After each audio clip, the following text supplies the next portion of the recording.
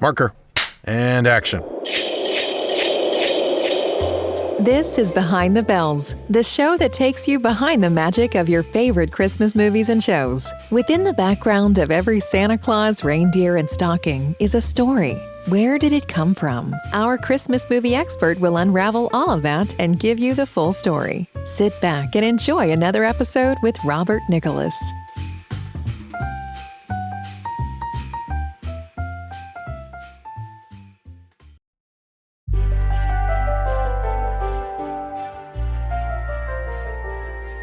Merry Monday, everyone, and welcome to Behind the Bells.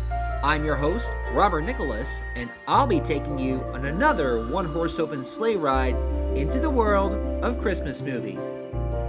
It's been a bit of a hot second since I've had an episode put out, which I do apologize for, but like a lot of things, life has gotten in the way, and because this is my show, I feel like I can put out an episode whenever I want.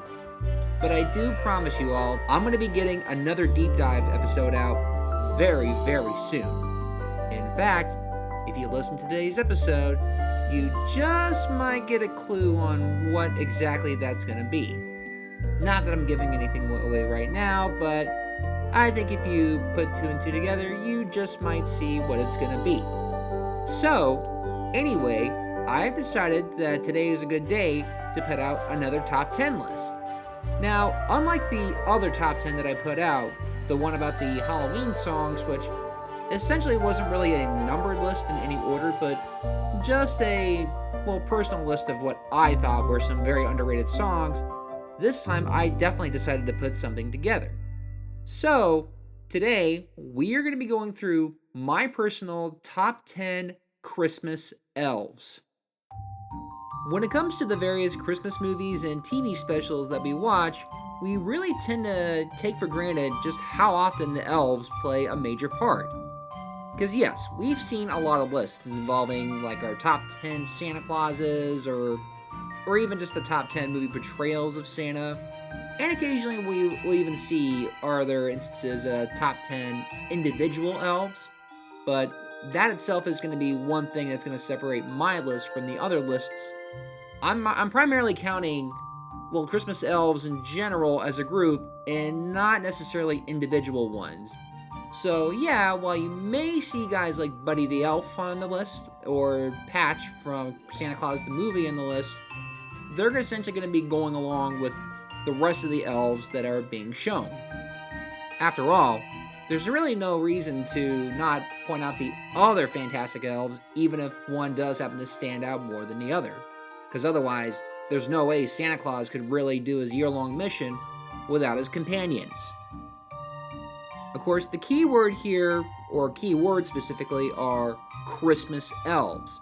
So this is why I'm also eliminating a lot of other potential elves, like the elves from Lord of the Rings, or Dobby the Elf from the Harry Potter series, or the variety of elves that could pop up from other fantasy series. So, sorry to all you Harry Potter fans that were hoping to see Dobby, but he's not getting on this list.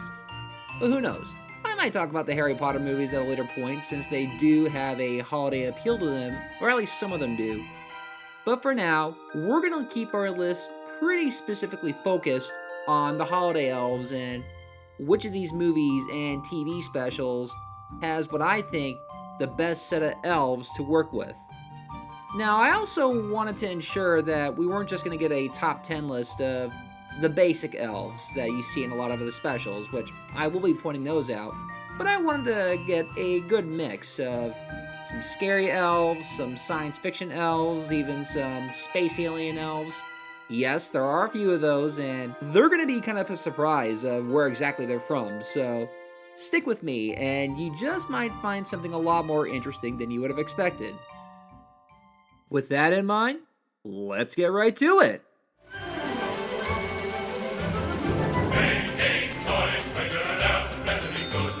Number 10. The Rankin-Bass Elves. I bet the first question that you all have is, which ones? I was kind of on the fence about that myself because I've seen a good chunk of Rankin-Bass stuff, even though I haven't seen all of it yet, but I've seen enough to really get a good consensus of which elves I think are better than the others. So in the end, I actually decided to pick 3 specific shorts that essentially made up my list. The elves from Rudolph the Red-Nosed Reindeer, Santa Claus is Coming to Town, and The Year Without Santa Claus. I picked those ones specifically because all those movies do a pretty good job of separating the elves, even though I don't know if this is supposed to be a shared universe or not. I mean, there's some inconsistencies, but let's not worry about that. What's great about the design of these elves are, essentially, these are sort of the more traditional elves that you've really come to expect. Now, with Rudolph the Red-Nosed Reindeer, even as traditional as they are, it still kind of broke the mold by essentially separating our main elf, Hermie, from the bunch when he flat out declares, "I don't want to make toys, I want to be a dentist." That, of course, sets off his whole journey with Rudolph as the two of them go on their own little existential journey just to try to find their place within the North Pole. Now, of course, the whole moral of Rudolph is really about acceptance. Rudolph gets accepted by his own kind, Hermie gets accepted as a pretty rare non-toy maker within the North Pole, which, as nice as that moral was, the Rudolph the Red-Nosed Reindeer elves are probably my least favorite elves amongst the Rankin Bass specials, which I know is kind of sacrilegious because it is the original, but I really don't care for the way the other elves really treat them, as I really don't care about how the reindeer really treat Rudolph. That definitely does not ruin anything for me, but it just ranks a little lower on my tier.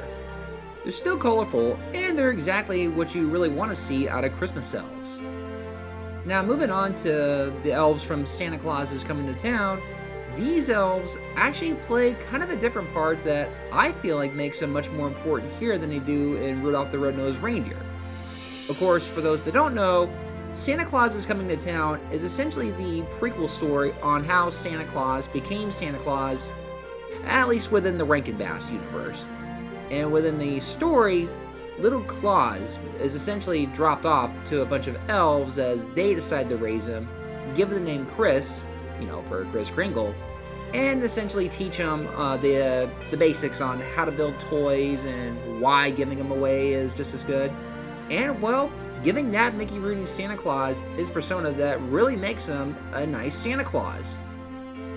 We can't ignore the fact that these elves, rather than looking like the more youthful and cheerful ones from Rudolph the Red-Nosed Reindeer, now look a lot older. They all have white hair, white beards, kind of resembling the dwarves from Snow White and the Seven Dwarfs. They still remain a good influence, and they stick by Santa once he officially decides to make that his mission, even at the very end when he decides that, given how, delivering the entire year is too much, Christmas Eve ends up being the one official day to do everything. Within the last special, The Year Without a Santa Claus brings us back to the Mickey Rooney Santa from Santa Claus is Coming to Town, though this time he's much more disinterested in continuing his job, as he's not sure that many people believe in him.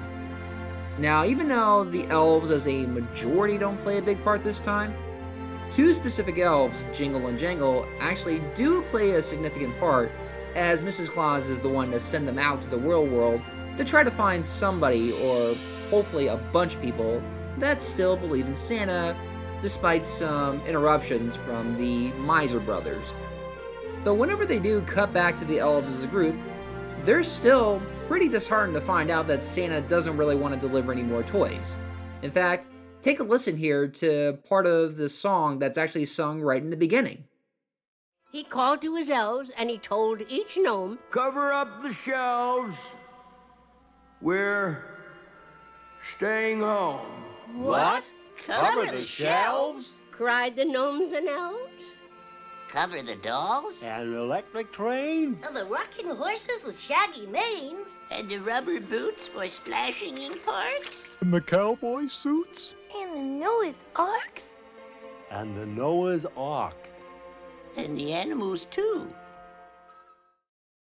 They may have not been the ones to have officially saved the story, but their determination does really help them and everybody else on Earth find their love for Santa again, as he wants to start delivering once more. When you take all three of these specials together and really look at the kind of North Pole that the Rankin Bass crew had crafted, it really gives you a very unique, not just North Pole, but a very unique set of elves that don't always have to be the exact same, but you can kind of tell that they really wanted to try something a little more different than just your typical storybook image of happy little workers just doing their happy little job. No, these elves actually were the first ones that got a little more personality.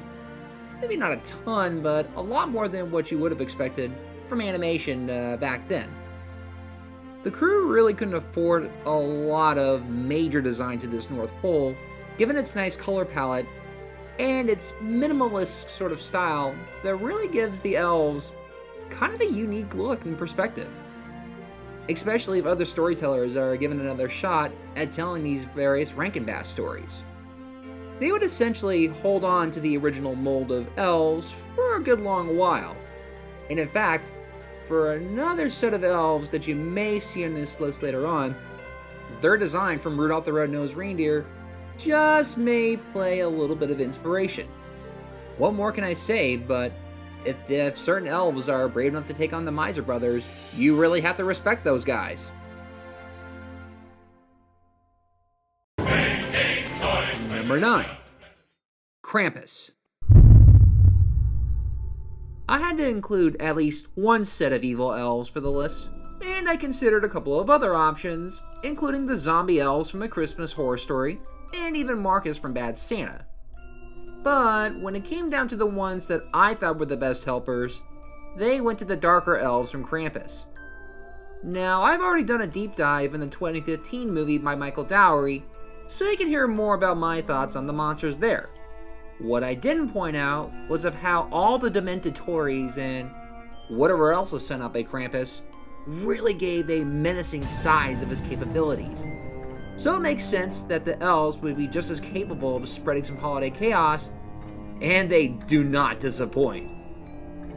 They come in later, but it's a point in the story in which the family is at its most vulnerable. The windows are shattered and the fire is out as the elves are here to set the stage for the shadow of St. Nicholas. They remind me of actors that you'd see as scares on a haunt maze. You never see them hurt anybody, but there is a sixth sense of enjoyment, like they're the bad offspring of something worse. When we first see them, they don't aim for anything soft. These little guys are circling everyone, giving them a sense of dread, indicating that the worst is yet to come. They're all cloaked in old world style robes, which puts them further away from anything that could be seen as Christmas. They come in to kidnap some of the adults and even a baby. They don't care about the survivors, though I'm sure they would have gone after them had their master insisted on it. What I personally find much more unnerving than anything is the masks that they're all wearing. They all look like the ones that the performers wear in those Cirque du Soleil shows. They all have exaggerated smiles and frowns, perhaps only further highlighting the joy they're probably getting from this. Many would wonder why I would put these guys on this list. Wait till you get to the film's climax, and you'll see. It's when Max comes to see the hellish snowscape that Krampus has built for himself. When you see his minions dancing around him, they're totally in his hands. Krampus is their master, and he could get them to do his bidding no matter how dark it is. They're just as loyal as ordinary elves are to Santa. This just so happens to be a much more of the equivalent of the devil being able to control his minions. But the control seems to be nothing more than telling them where they need to go. There's no resistance, nor any objection. They're having just as much fun as Krampus is. They even join in at laughing at the main boy Max when he tearfully asks for his family back. These dark elves are no laughing matter when you've lost the Christmas spirit, so you better watch out, or you'll have plenty to worry about. Something just might have the right kind of help.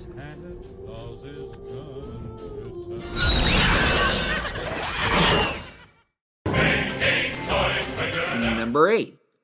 Men in Black, The Black Christmas Syndrome. For those that are wondering, yes, I am talking about the Men in Black TV series that aired in the late 90s on the WB. I can't say it's any continuation of the movies, but it does take a lot of inspiration from it. It's about the continuing adventures of Jay and Kay, the Will Smith and Tommy Lee Jones characters, as they deal with whatever alien threat comes to New York.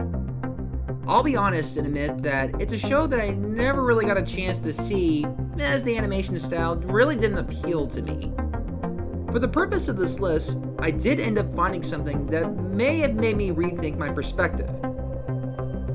So for the other question, yes, there was a Christmas episode of the Men in Black series, and yes, it does include Santa Claus. Not a mall Santa or some kind of weird alien Santa, but I mean the real Santa Claus who delivers toys. I wasn't sure how I felt about a government agency covering that up for everyone, but if this is a world where the supermarket tabloids are all true, then perhaps that's a little easier to accept. Santa may not be an alien, but his elves are, so yes, we have space alien elves that work for the real Santa. They're closer to what you expect elves to look like, only for their ears to be a tad pointier. They have antennas and a green skin complexion. Oh, and his North Pole workshop isn't at the top of the world, but rather somewhere in New York. I would totally understand if a lot would see this as too weird to get into the holiday spirit, but I like a scenario in which it goes outside the box. And as far as the elves here are portrayed, I really liked it a lot. The story revolves around Santa's workshop being invaded by other aliens that resemble Yetis.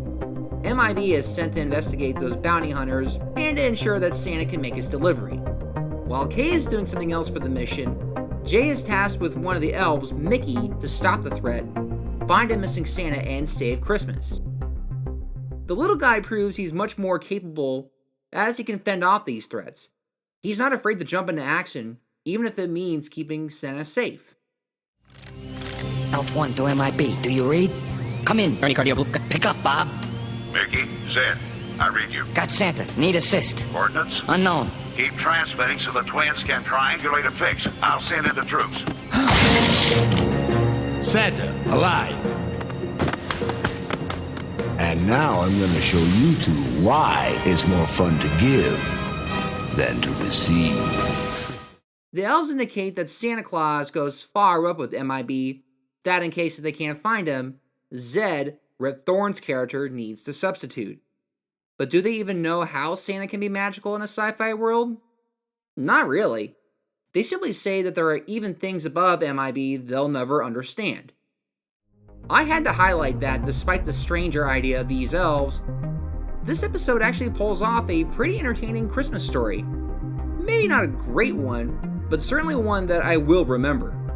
Let's just hope that by talking about these aliens, I won't get a visit followed by a flash that'll wipe my memory.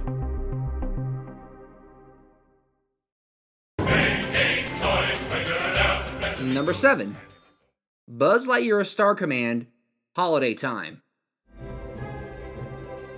It's another weird one, I know, and I promise this is the last set of space aliens that I have on my list.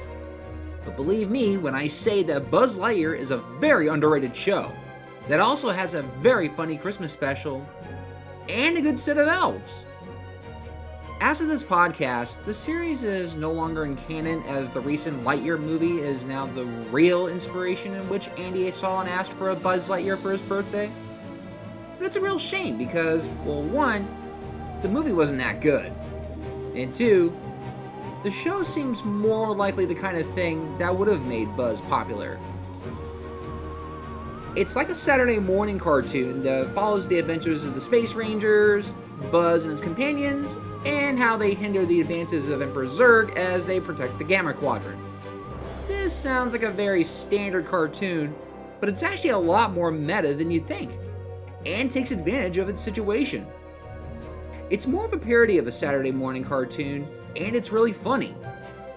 Though instead of Tim Allen, we have Patrick Warburton, who does add on to Buzz's persona without making him too arrogant and cocky.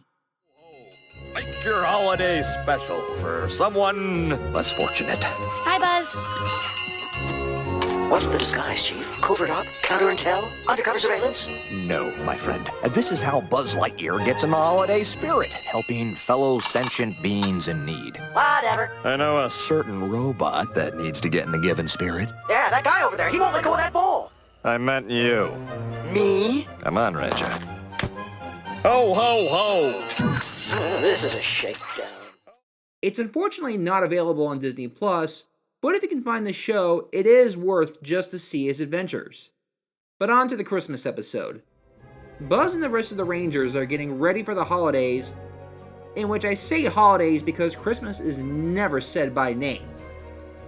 Buzz gets a call from the real Santa in which something of his was stolen, yet he won't say what. Buzz declines, but starts to notice random things disappearing, from Christmas trees to decorations, and even his newspaper. That's because Zurg has some kind of time manipulation machine and is intent on stopping Christmas. Buzz is sent to Santa's home planet where we get some really cool futuristic Christmas designs. Santa's spaceship is shaped like a metal Christmas tree, his North Pole is in a snow globe modeled planet, and his elves are these guys. I brought a friend! Oh, Buzz Lightyear. If you remember the original Toy Story, then you'll probably remember the little green alien men that were in the claw machine. They are the elves. Yep, the little green men, or the LGM as they call themselves in the show, have cousins called the LGMs, and that's with an emphasis on the letter E. They're the ones who are the toy builders for this large galaxy, but they're also responsible for building most of Santa's tech, including the machine that stops time. So, what's cooler than elves that invent time travel? The LEMs provide a lot of help to Buzz, including giving him Santa's original hyperdrive sleigh, which proves useful in his battle with a time-manipulating Zurg. We usually don't see a lot of Santa Clauses in futuristic set stories because I assume writers don't know how to put him in a more cutting-edge way. Buzz Lightyear seems to have figured something out and finally gives us something else, rather than Santa conquers the Martians. The little green men are certainly no strangers on the outside.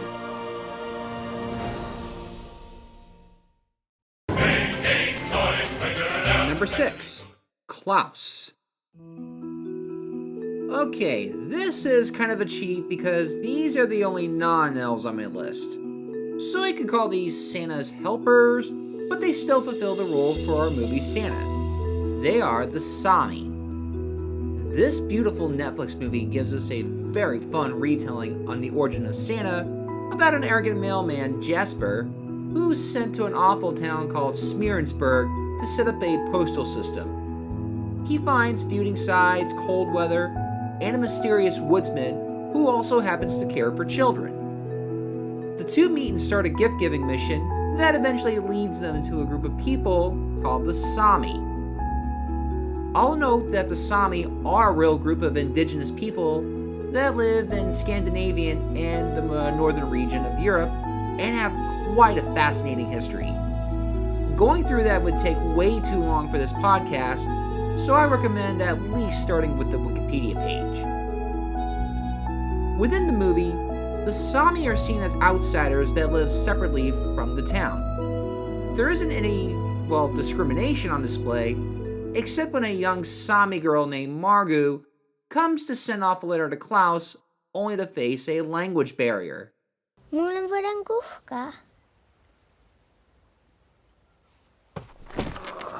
Bad night, huh? Well, join the club. Nah, I don't want to bore you with it. Well, okay. It's just been bothering me, If I don't get those letters, then what am I supposed to do? Stay in this little town forever, hanging out with an old woodsman surrounded by crazy people, and never wanting anything more? Back home, I've got pretty much everything. But here, I'm just another irrelevant, pointless nobody. But Klaus, he doesn't deserve to... I didn't mean to... Well, now I just feel like I've behaved like a... Don't let guy get. Precisely. Hey, You're a pretty good listener, you know? Jasper eventually gets help from a school teacher to decipher what she's saying to help get her a present. The Sami appear so grateful for that act of kindness that when Klaus decides to make his gift-giving mission once a year on Christmas, they show up to help build new toys. I should rephrase that. The Sami help work with Klaus to plan and build toys, a new sleigh, and even design a brand new Santa suit for him to wear. And yet they never ask for anything in return. That is a true selfless act of kindness. The movie never translates what the Sami say through their Lap language, but it honestly doesn't need to. Not only does the movie do a fantastic job of telling its story visually so you always get an idea of what the Sami are feeling, but their actions also speak volumes. Klaus himself would have never been able to expand to the other regions without the help of the Sami that would know how to survive in this snow-covered atmosphere. They came together to help build these wonderful things to make this Santa into a real Santa. They stick with him even when the feuding town turns on them. They stand their ground and protect the one man who saw how vital it was to include all children. The Sami have more than earned their place as one of Santa's best elves or helpers. Klaus opened their culture to a worldwide audience, no longer making them invisible.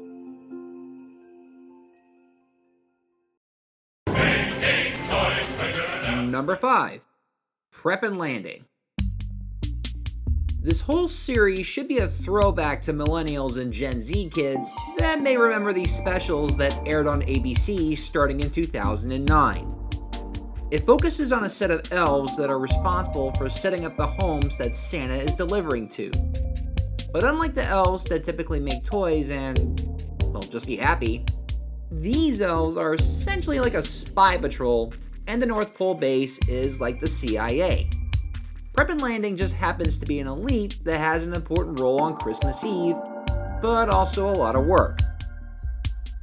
The specials focus on an older elf, Wayne, played by Dave Foley, who has been looking for a better position in management that can finally get him out of the Prep and Landing division.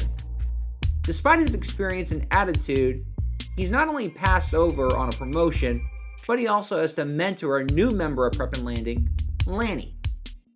Unlike Wayne, who simply wants something better, Lanny sees the division as the best way to truly see what belief in Santa is.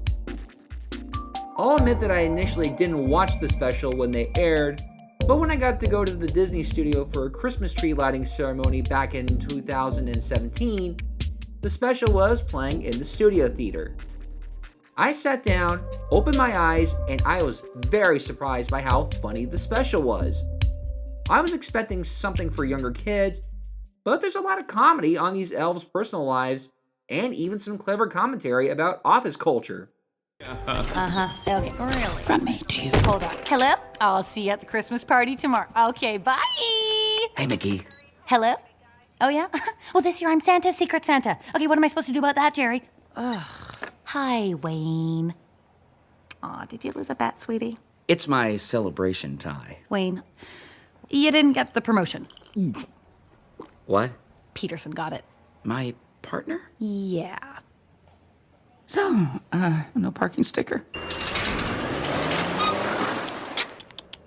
You're disappointed. Oh, no! I'm glad for Peterson.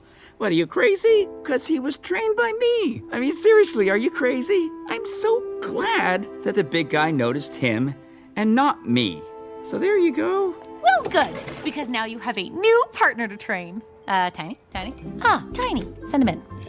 Ooh, I think you'll really like. The writing is more cynical, like something you expect from The Simpsons or Family Guy, but it's never too mean-spirited. I went in with the Christmas spirit and walked away with plenty of it. The story alone about rediscovering why you started the job in the first place made me think about a lot what I do and why I love it. On top of that, the elves feel more like an established community than just a group of toy makers. You get a sense that the North Pole is so vast and expansive that working in Santa's department is the top coveted position.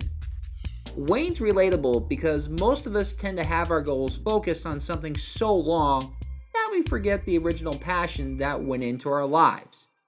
Laney's relatable because we've all felt excited about starting the job that we worked towards getting. The two of them together make for a fun duo as they simply have to ensure that Santa can make his stop. If you haven't seen Prep and Landing, then I highly recommend that you put this on your watch list for the season. It's funny, it's relatable for kids and adults, and of course, it's got CIA-based elves. We're going to take a short break, but we'll be back shortly to talk about the rest of the elves.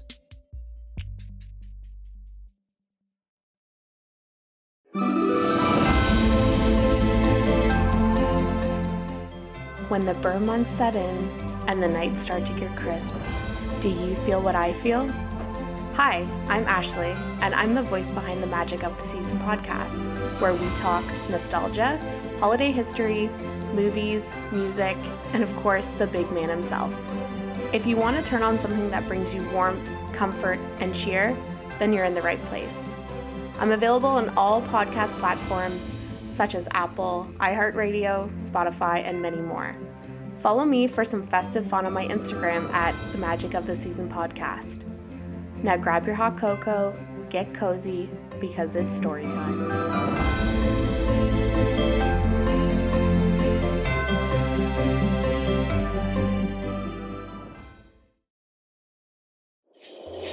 And now back to the show with our Christmas movie expert, Robert Nicholas.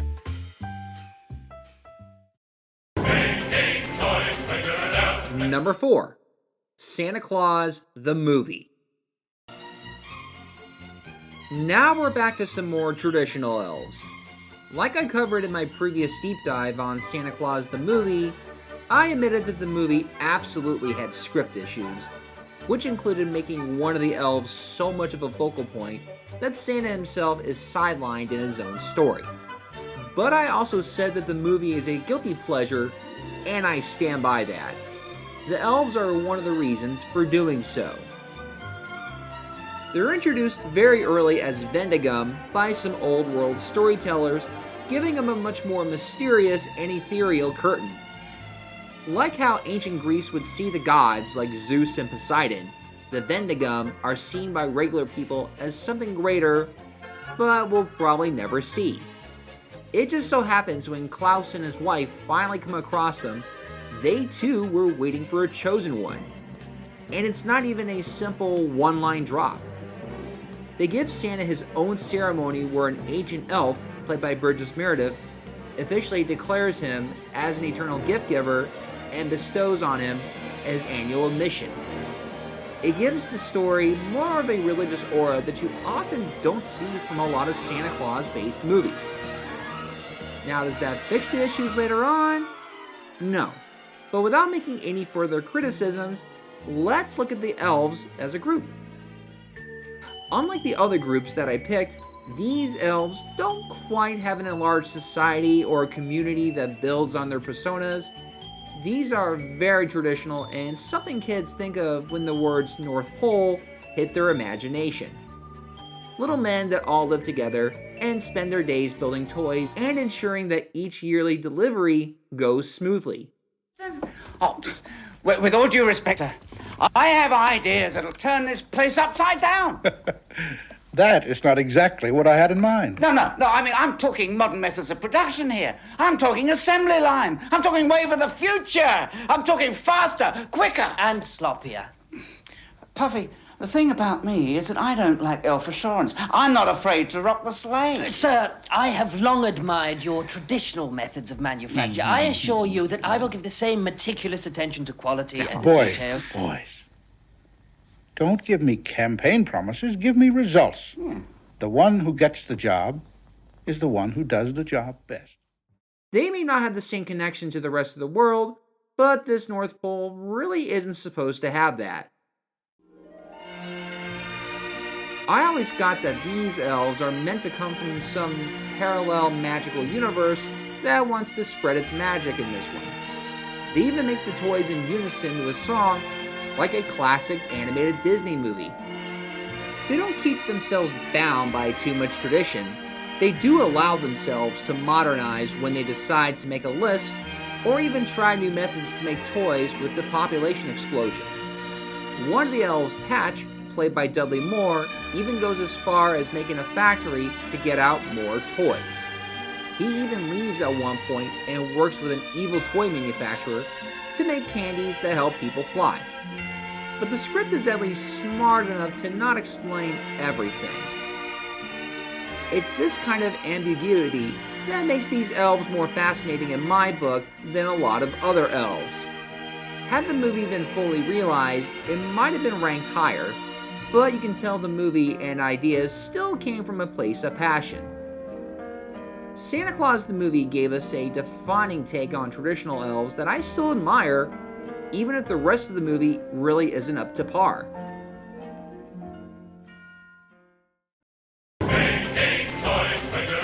Number 3. Elf. You knew I had to include this one at some point, as it is in the frickin' title. For you Christmas fanatics, Elf is the essential movie about elves and how one elf finds his place in the world. Some may be surprised that this is not my number 1 choice. Some probably want to know why it even ranks higher than the Rankin Bass elves, or even the CIA-based ones from Prep and Landing. While the Rankin Bass elves may have been the pioneers to set the course in what we think of the classic look, Elf manages to not only improve on the nostalgic style without losing its charm, but it even manages to expand their personas now that they're in live action. The Rankin Bass style isn't easy to translate in live action. It was even tried with the live action remake of The Year Without Santa, and the less said about that atrocity, the better. But back to Elf. The movie establishes early on that it wants to take us back to a more nostalgic looking North Pole. We're back to the large empty areas on the outside, and inside that uses the color white carefully while preserving the look of the log cabins, and of course, simplifies the look of the elves. Like I said earlier, director Jon Favreau decided to use the same costumes from Rudolph the Red-Nosed Reindeer. Oh, it's not a costume. I'm an elf. Sorry there, buddy. I meant uniforms. The production knew that by keeping the elves especially buddy in specific colors, they would pop out better on camera. What's ironic is that while the rest of the elves don't appear a lot within the movie, they still make their screen time count. Papa Elf, Ming Ming, and everyone that Buddy works with still manage to feel like characters you could talk to. They're not just happy workers, even though they have a lot of capacity for their powers. We do see their homes, we see what they're doing on breaks, we even see them engage in other hobbies like ice skating and choir. I also love that they're not just stuck making old-fashioned toys. Elves provides a rare image of elves building toys that are name brand. Bob the Builder toys, Mr. Potato Heads, and even Etch-a-Sketches. It's a nice detail when you realize that most modern children are going to ask for something like this. They even have them ready to build computers and video game systems. Now, before we learn how to build the latest in extreme graphic chipset processors, let's recite the code of the elves, shall we? Number 1. Treat every day like Christmas. Number 2. There's room for everyone on the nice list. Number 3. The best way to spread Christmas cheer is singing loud for all to hear. What helps them too is that they're not as mean as the Rankin Bass elves. Unlike the ones in Rudolph that shunned Hermie, they don't give Buddy the same treatment. They accept him as one of their kind despite the problems of a human living at the North Pole. They do their best to deal with him, even if it's not enough to make him stay. By the time that Buddy is ready to leave and go to New York, you get a sense that he's not just leaving a film set, but rather his home. This small amount of North Pole within less than a 10-minute running time is doing something right when you can remember everything about it. So, son of a nutcracker, this happens to be a stellar set of elves.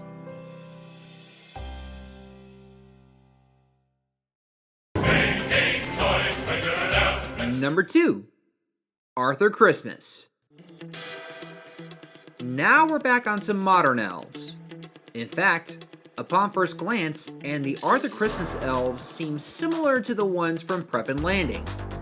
At first, I was having a hard time separating them. That was until I realized something. And no, it's not that Walt Disney's was American and this is British, but rather Aardman's elves have a very different way of operating. If Prep and Landing was the CIA, then Arthur Christmas is more like NASA. First of all, there is a significantly larger elf population here, and I mean a big population. The crowd shots alone showcase how many of them are needed to keep the annual mission going. If I had to guess, half of them are in the spaceship used as the sleigh. It's almost like something out of Star Trek. So this means there's a large crew flying it, an engineering team, some managing the presents, and the field elves that assist in making the deliveries with Santa. The other half are back at the North Pole. There's definitely a good amount of toy builders and buyers, as there's also some name brand items like PlayStations and Steinway pianos, but there's a whole crew that acts simply as mission control to the elves and Santa that are the astronauts. Listen to how much work they're putting into this one Christmas Eve.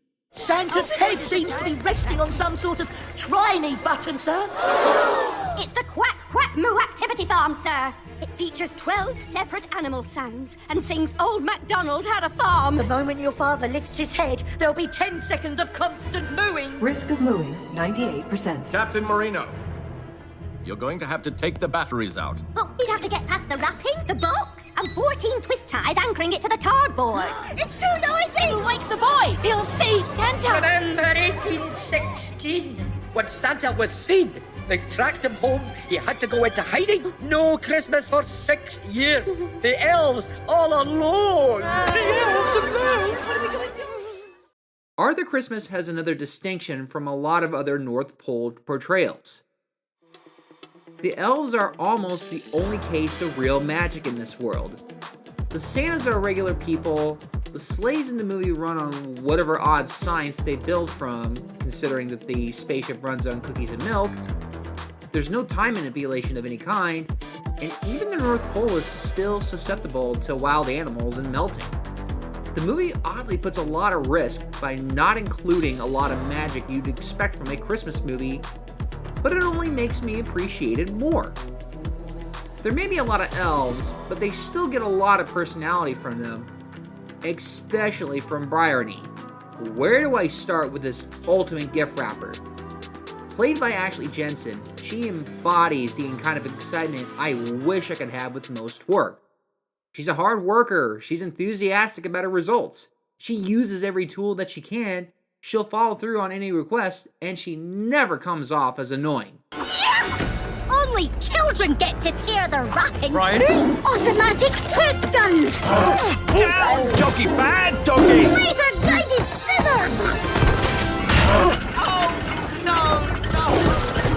Standard issue. Gift wrap. There's no time for a bow! There's always time for a bow.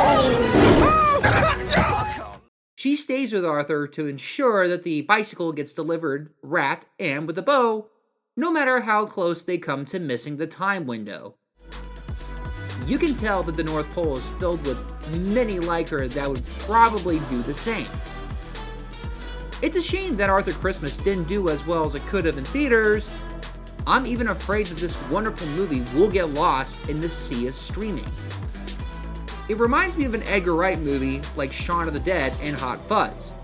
The jokes are very good and go by quick, so I always discover something each time I watch it. Do the elves help with that? They most certainly do. There is enough jokes and personality from them that always makes it a fun watch for me. It is a successful mission. Before we go to number 1, here are some honorable mentions. A Christmas Horror Story. The idea of zombie elves and Santa having to fight them off is funny, but they're primarily a small element in this underrated anthology. Fat Man. The elves that work within Mel Gibson's Santa are also working with the US military. It's a fun idea that's not explored enough, but I still recommend the movie. Rocko's Modern Life, Rocko's Modern Christmas. There's a lot of humor in this more cynical portrayal of elves. I like the voices and how they all sound like 20-somethings, but again, they only play a small role in this special. The Christmas Chronicles. These magical creatures have certainly built an impressive North Pole, but they come off a little too unsettling to be likable. The Polar Express. I was very tempted to put these elves on the list since they have helped create a North Pole that I would love to see, but their appearance and voices are anything but magical. They come off more creepy than anything, like a cult rather than a productive factory. Rise of the Guardians. Again, these designs for the elves are unique, but they never felt that magical in this world, coming off more like monsters than helpers. They don't even do the actual work. That's the Yetis who make all the toys. They're pretty much useless. One Magic Christmas.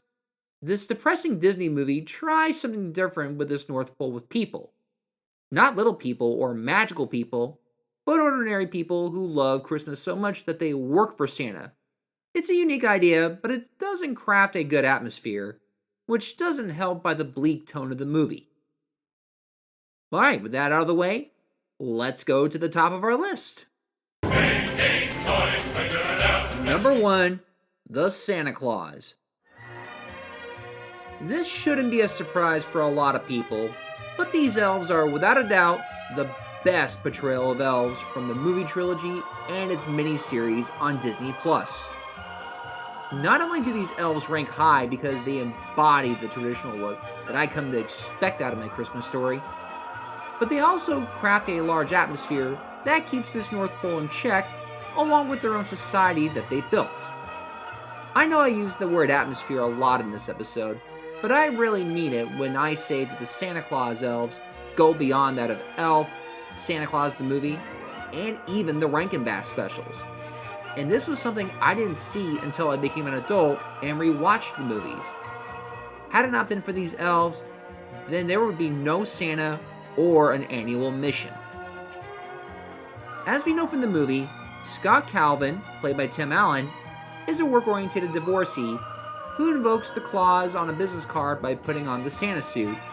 That part is explained by Bernard, played by David Krumholtz, who tells him that he has to take on the responsibilities.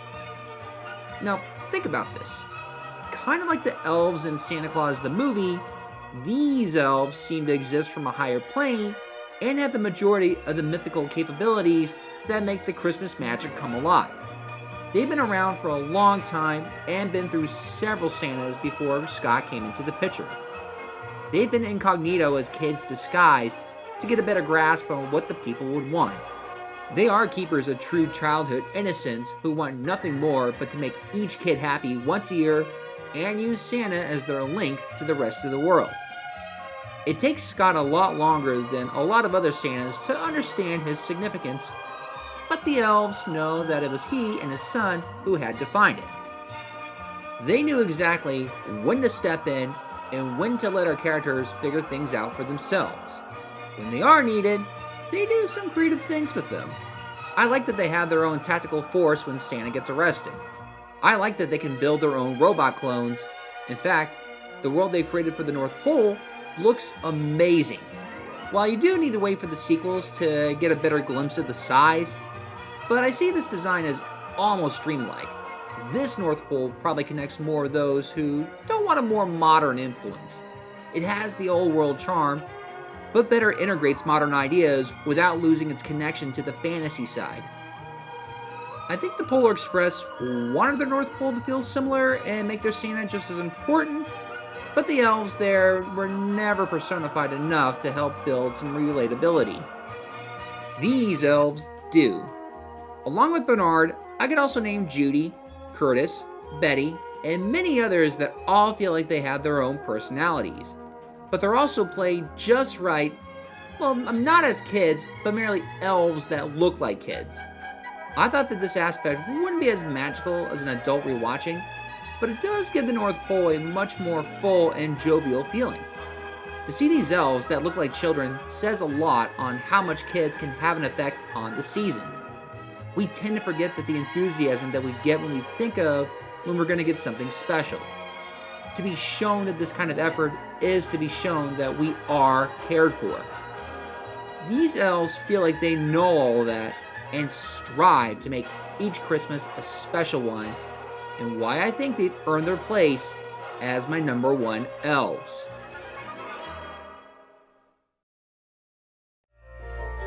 So what did you all think? Do you agree? Do you think there's some elves that I missed out on? Well, be sure to let me know on my social media pages on your thoughts and opinions. But otherwise, with our next episode, we are going to be getting back into a deep dive, for sure this time. And it makes you wonder which one it's going to be. Well, given how I did a whole episode on elves and I went through a whole bunch of other elves, it could be elf related, but you never know. But maybe the Christmas Elves will deliver something very elfish for my next episode. For some of you listening, you probably know what I mean. But up until then, I will see you next time.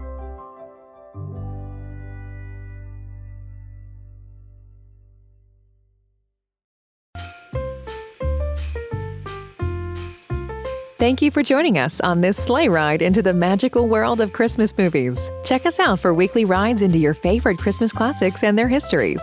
Be sure to give us a positive review on iTunes if you like what you heard. And don't forget to follow us on social media on Facebook and Instagram for updates and special news. Consider subscribing on Patreon in order to help keep the show going and to gain access to some special gifts not available to the public. Merry Monday to all, and to all a good night. See you next week. Cut. Okay, everybody, that's a wrap.